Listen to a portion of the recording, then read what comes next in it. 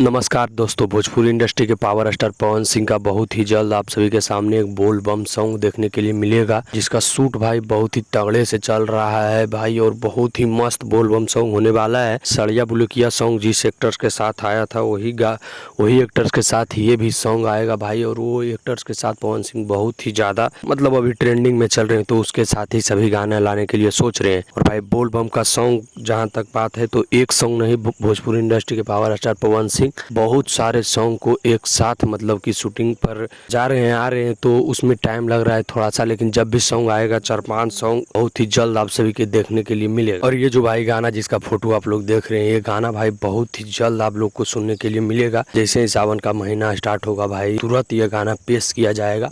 हो सकता है कि थोड़ा सा पहले भी पेश किया जा सकता है पवन सिंह के द्वारा यह गाना। और भाई बहुत ही ज़्यादा हो सकता है कि मीरा म्यूजिक से और बहुत ही बवाल गाना होने वाला है। तो आप लोग इंतजार कीजिए भाई। जो भी बोलबम जाने वाले भक्त होते हैं सारे इस गाने को सुनते हैं। मतलब पवन सिंह भोजपुरी इंडस्ट्री के जितने भी बोलबम गाने होते हैं सभी को सुनते हैं। और हर साल भोजपुरी इंडस्ट्री का एक गाना हिट करता ही है पवन सिंह का बोलबम में। तो अगर भाई आप इस चैनल पर नया आए हैं तो चैनल को सब्सक्राइब कर लीजिएगा, ऐसा ही अपडेट आप लोग को मिलता रहेगा। बाकी भाई यह जानकारी जान के आप लोग को कैसा लगा, यह जो बोलबम जो गाना है इस पर हम वीडियो बनाते रहेंगे अगर आप लोग कहिएगा तो। बाकी भाई मिलते हैं किसी नेक्स्ट वीडियो में किसी अच्छे अपडेट के साथ। बाकी जो भी हमारे चैनल पर नए हैं तो चैनल को सब्सक्राइब जरूर कर लीजिएगा भाई। मिलते हैं किसी नेक्स्ट वीडियो में। जय श्री राम।